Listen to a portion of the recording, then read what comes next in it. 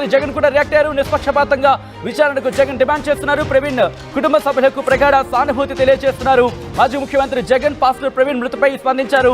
YCP అధినేత ఆయన react అయిన సందర్భానికి సంబంధించి చూస్తున్నారు. ప్రవీణ్ మృతిపై అనేక అనుమానాలున్నాయంటున్నారు. నిష్పక్షపాతంగా విచారణ జరగాలి అంటూ మాజీ ముఖ్యమంత్రి జగన్ డిమాండ్ చేస్తున్నారు. ప్రవీణ్ కుటుంబ సభ్యులకు ప్రగాఢ సానుభూతి తెలియజేశారు మాజీ ముఖ్యమంత్రి. ఈ నేపథ్యంలో ఆయన మాట్లాడుతున్నారు. లైవ్ చూద్దాం. ఆల్ రైట్, మరి కాసేపట్లో దీనికి సంబంధించి ఆయన రియాక్ట్ అయిన ఆ సందర్భాన్ని మీరు చూడొచ్చు. ప్రవీణ్ కుటుంబ సభ్యులకు ప్రగాఢ సానుభూతి తెలియజేశారు. జగన్ పాస్టర్ ప్రవీణ్ మృతిపై రియాక్ట్ అయిన వైసీపీ అధినేత ఇదే అంశానికి సంబంధించి, ఎందుకంటే కొద్దిసేపటి క్రితం ఇదే అంశానికి సంబంధించి చాలా మంది డిమాండ్ తెర మీద తీసుకురావడం జరిగింది. ఆంధ్రప్రదేశ్ మాజీ ముఖ్యమంత్రి జగన్ కూడా రియాక్ట్ కావాలి అంటూ వాళ్ళు చాలా మంది ఈ అంశాన్ని తెర మీదకు తీసుకురావడం జరిగింది. అనేక అనుమానాలు ఉన్నాయి. ఇది రాజకీయ కోణంలో కాదు, మానవతా కోణంలో చూడాలి అంటూ కూడా చాలా మంది కోరిన సందర్భం. ఈ నేపథ్యంలో ఇప్పుడు ఆంధ్రప్రదేశ్ మాజీ ముఖ్యమంత్రి జగన్ కూడా రియాక్ట్ అయ్యారు. ప్రవీణ్ పగడాల కుటుంబ సభ్యులకు ప్రగాఢ సానుభూతి తెలియజేశారు ఆయన. పాస్టర్ ప్రవీణ్ మృతిపై వైసీపీ అధినేత జగన్ రియాక్ట్ అయ్యారు. ప్రవీణ్ మృతికి అనేక అనుమానాలున్నాయంటున్నారు జగన్.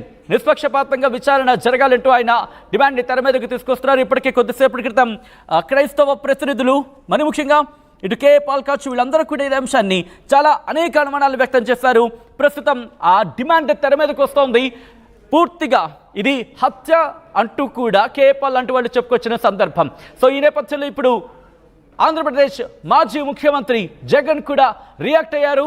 ప్రవీణ్ మృతిపై అనుమానాలు ఉన్నాయంటూ కూడా ఆయన చెప్పుకురావడం ప్రస్తుతం ఈ అంశానికి సంబంధించి. ఎందుకంటే కొద్దిసేపటి క్రితం హోంమంత్రి అనిత కూడా రియాక్ట్ అయ్యారు. హోంమంత్రి అనిత రియాక్ట్ అయ్యి ఇది రాజకీయ కోణంలో కాదు, రాజకీయ కోణంలో చూడొద్దు, ఎందుకంటే మత కలహాలు రేగే అవకాశం ఉంటుంది కాబట్టి కాస్త ఈ నేపథ్యంలో కాస్త ఆలోచించి కామెంట్స్ చేసే ప్రయత్నం చేయండి అంటూ కూడా హోంమంత్రి అనిత చెప్పుకొచ్చిన సందర్భం. ఆ తర్వాత కొద్దిసేపటి క్రితమే మాజీ ముఖ్యమంత్రి, ఆంధ్రప్రదేశ్ మాజీ ముఖ్యమంత్రి వైసీపీ అధినేత జగన్ రియాక్ట్ అయిన సందర్భాన్ని మనం చూడొచ్చు. నిష్పక్షపాతంగా ఈ విచారణ నిష్పక్షపాతంగా ఉండాలంటూ జగన్ ఈ డిమాండ్ని తెర మీదకు తీసుకురావడం జరుగుతోంది. ప్రవీణ్ కుటుంబ సభ్యులకు ఆయన ప్రగాఢ సానుభూతి తెలియజేశారు. పాస్టర్ ప్రవీణ్ మృతిపై అనేక అనుమానాలు ఉన్నాయంటూ కూడా చెప్పుకొచ్చారు. రైట్, ఇదే అంశానికి సంబంధించి నారా లోకేష్ కూడా రియాక్ట్ అయ్యారు. ఆయన కొద్దిసేపటి క్రితం ట్వీట్ చేశారు. కొద్దిసేపటి క్రితం ఇటు ఆయన కూడా రియాక్ట్ అయిన సందర్భం. నారా లోకేష్ రియాక్ట్ అయ్యారు. పాస్టర్ పగడాల ప్రవీణ్ గారి హఠాన్ మరణం దిగ్భ్రాంతికి గురి చేసినట్టు ఆయన చెప్పుకొచ్చారు. వారి ఆత్మకు శాంతి కలగాలని ప్రార్థిస్తున్నాను. కుటుంబ సభ్యులకు నా ప్రగాఢ సంతాపం తెలియజేస్తున్నాను. పోలీసుల ప్రాథమిక దర్యాప్తులో రోడ్డు ప్రమాదంగా గుర్తించారంటూ కూడా మంత్రి Nara Lokesh. All right, YCP YSR Congress party ఆ లెటర్ని మీరు చూస్తున్నారు, ట్వీట్ని మీరు చూస్తున్నారు. మత ప్రబోధకుడు పాస్టర్ ప్రవీణ్ పగడాల మృతిపై ఆంధ్రప్రదేశ్ మాజీ ముఖ్యమంత్రి శ్రీ వైఎస్ జగన్ తీవ్ర విచారం అంటూ కూడా చెప్పుకొస్తున్నారు. ప్రవీణ్ మృతిపై అనేక అనుమానాలు వ్యక్తమవుతున్నాయంటూ చెప్పుకొచ్చారు ఆయన. ఈ నేపథ్యంలో విచారణకు డిమాండ్ చేశారు. పాస్టర్ మత ప్రబోధకుడు ప్రవీణ్ పగడాల మృతి అత్యంత బాధాకరం అని మాజీ ముఖ్యమంత్రి వైఎస్ఆర్సీపీ అధ్యక్షుడు శ్రీ వైఎస్ జగన్ అన్నారు. ప్రవీణ్ మరణంపై సన్నిహితులు, బంధువులు అనేక అనుమానాలను వ్యక్తం చేస్తున్నందున దీనిపై నిష్పాక్షికంగా విచారణ జరపాలని ఆయన ప్రభుత్వాన్ని డిమాండ్ చేశారు. ప్రవీణ్ కుటుంబ సభ్యులకు ప్రగాఢ సానుభూతిని తెలియజేశారు అంటూ కూడా చెప్పుకొచ్చారు. వైఎస్ఆర్ కాంగ్రెస్ పార్టీకి సంబంధించి అఫీషియల్ ట్విట్టర్ నుంచి మీరు చూడొచ్చు. కొద్దిసేపటి క్రితం ఇటు ఆంధ్రప్రదేశ్ మాజీ ముఖ్యమంత్రి జగన్ ట్వీట్ చేశారు. ఆ ట్వీట్ మీరు చూస్తున్నారు ఆర్టీవీ స్క్రీన్ మీద.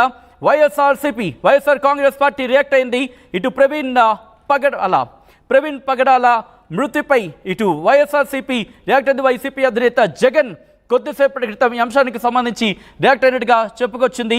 అందులో ఇక్కడ ప్రవీణ్ పగడాల మృతికి సంబంధించి ప్రవీణ్ పగడాల మత ప్రబోధకుడు పాస్టర్ ప్రవీణ్ పగడాల మృతిపై మాజీ ముఖ్యమంత్రి శ్రీ వైఎస్ జగన్ తీవ్ర విచారం అంటూ కూడా చెబుతూనే ప్రవీణ్ మృతిపై అనుమానాలు వ్యక్తమవుతున్న నేపథ్యంలో విచారణకు డిమాండ్ అంటూ కూడా చెప్పుకొస్తూనే పాస్టర్ మత ప్రబోధకుడు ప్రవీణ్ పగడాల మృతి అత్యంత బాధాకరమని మాజీ ముఖ్యమంత్రి వైఎస్ఆర్సీపీ అధ్యక్షుడు శ్రీ వైఎస్ జగన్ అన్నారు. ప్రవీణ్ మరణంపై సన్నిహితులు, బంధువులు అనుమానాలను వ్యక్తం చేస్తున్నందున దీనిపై నిష్పాక్షికంగా విచారణ జరపాలని ఆయన ప్రభుత్వాన్ని డిమాండ్ చేశారు. ప్రవీణ్ కుటుంబ సభ్యులకు తన ప్రగాఢ సానుభూతిని తెలియజేశారంటూ చెబుతూనే ఒకసారి మీరు చూడొచ్చు ఆయన హ్యాష్ ట్యాగ్కి సంబంధించి కొన్ని హ్యాష్ ట్యాగ్స్లో ఆయన చెప్పుకొచ్చిన సందర్భం. ఈ నేపథ్యంలో ప్రవీణ్ పగడాల మృతిపై సమగ్ర విచారణ జరపాలంటూ వైసీపీ అధినేత జగన్ డిమాండ్ని తెర మీదకు తీసుకొచ్చిన సందర్భం. ఇది యాక్సిడెంట్గా పరిగణించట్లేదు అంటూ హోంమంత్రి అనిత కొద్దిసేపటి క్రితమే ఆమె మీడియాతో మాట్లాడిన సందర్భం. ఆ తర్వాత కొద్దిసేపటికి ఎప్పుడైతే హోంమంత్రి అనిత రియాక్ట్ అయిన తర్వాత కొద్దిసేపటికి ఇటు వైఎస్ఆర్సీపీ కూడా రియాక్ట్ అయింది. ఆ రియాక్షన్కి సంబంధించి మీరు చూస్తున్నారు. పూర్తిగా సమగ్ర విచారణ జరపాలంటూ కూడా ఇటు ఆంధ్రప్రదేశ్ మాజీ ముఖ్యమంత్రి జగన్ కూడా ట్వీట్ చేసిన తర్వాత ప్రస్తుతం ఇది రాజకీయ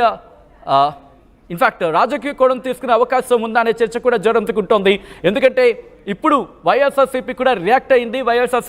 వైసీపీ అధినేత జగన్ దీనిని ఎలా ముందుకు తీసుకువెళ్తారు, ఈ అంశానికి సంబంధించి ఎటువంటి డిమాండ్ని తెర మీదకు తీసుకొస్తారు? ఎందుకంటే హోంమంత్రి అనిత కొద్దిసేపటి క్రితం మాట్లాడుతున్న సందర్భం. ఒకసారి హోంమంత్రి అనిత ఏమన్నారో చూద్దాం. ఎందుకంటే ఇటు వైఎస్ఆర్సీపీ రియాక్షన్ వచ్చే కన్నా ముందు హోంమంత్రి అనిత రియాక్ట్ అయ్యారు, ఆ తర్వాత వైసీపీ రియాక్ట్ అవుతోంది. ఈ నేపథ్యంలో ఒకసారి హోంమంత్రి అనిత ఏమన్నారో చూద్దాం.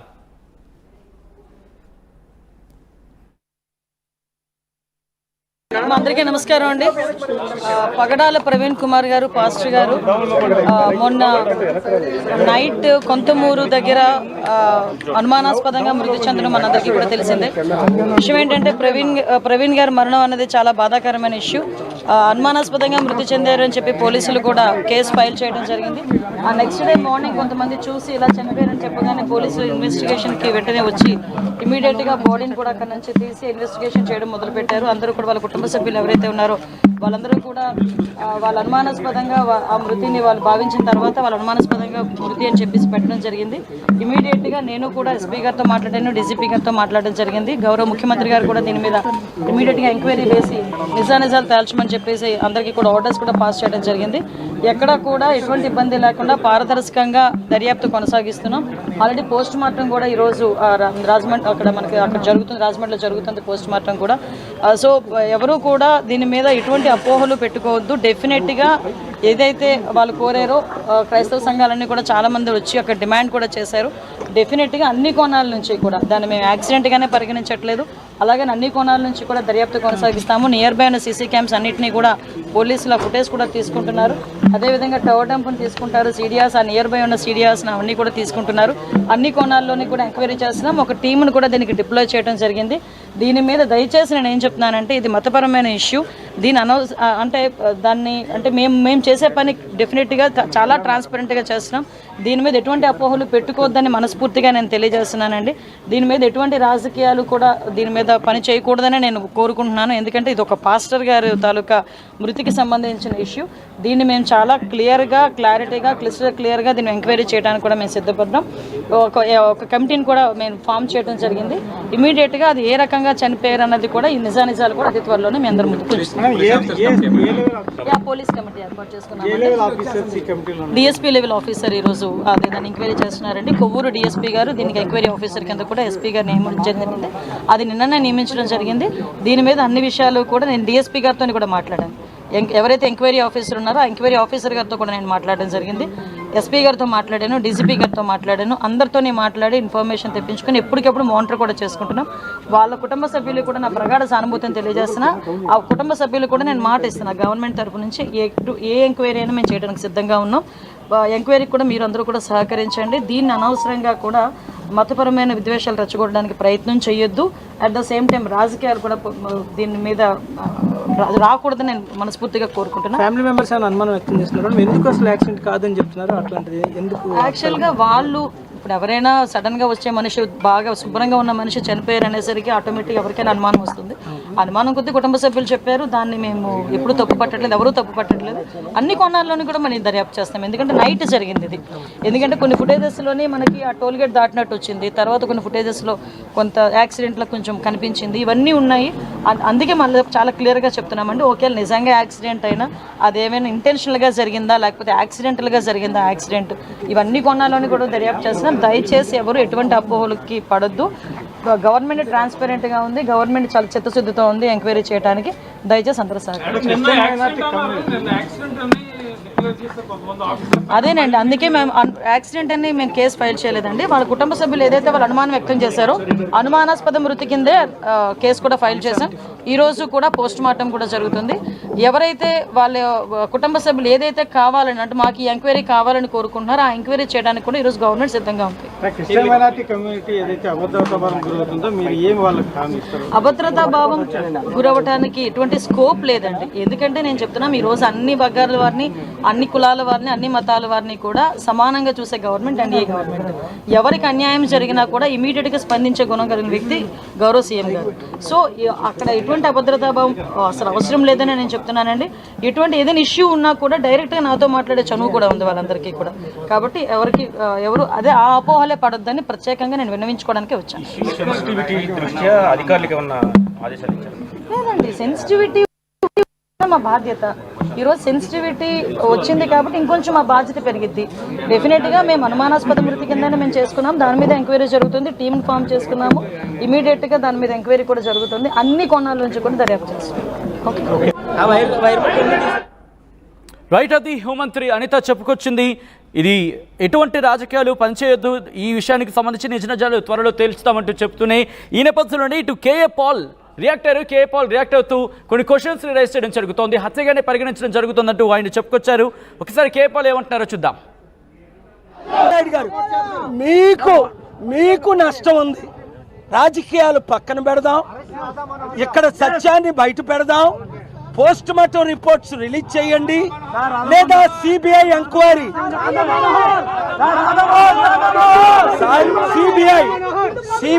ఎంక్వైరీ వేయించైనా న్యాయం చేస్తాం. పోస్ట్ మార్టంలో కల్పితాలు చేయకండి. ఇది నేను డెడ్ బాడీని కూడా చూశాను కదా. యాక్సిడెంట్ అయితే ఇలా కత్తులతో పోట్లు ఉంటాయా? ఓ 10 పోట్లు కళ్ళతో చూశాను కదా, ప్రేయర్ చేశాను కదా. ఇది యాక్సిడెంటా? ఎవరికి పువ్వు పెడతాడు? ఇమీడియట్ గా మీరు ఎక్కడి నుంచి వాళ్ళు రప్పించారు? ఎవరు చేయించారు? అన్నీ మీకు తెలుసు. నాకు తెలియదు ఇది రాధా మనోహర్ ఎవరు. ఖండించడం కాదు, అన్నీ లోపల పెడతాం. చట్టానికి మీరెవరు? చంద్రబాబు నాయుడు గారే 52 రోజులు జైలుకి వెళ్ళారు. మీరంతా రాజకీయం చేయకండి, న్యాయం చేయండి, లేదా దేవుడు నేను ప్రజలు కలిసి న్యాయం చేస్తాం. మీ సివిల్ సర్వీసెస్ కలను సాకారం చేసుకోవడానికి Vishnu IAS academy general studies prelims cum mains batch, anthropology, sociology, PSIR optionals April 21న ప్రారంభం. Join Vishnu IAS academy, fulfil your dreams of serving nation.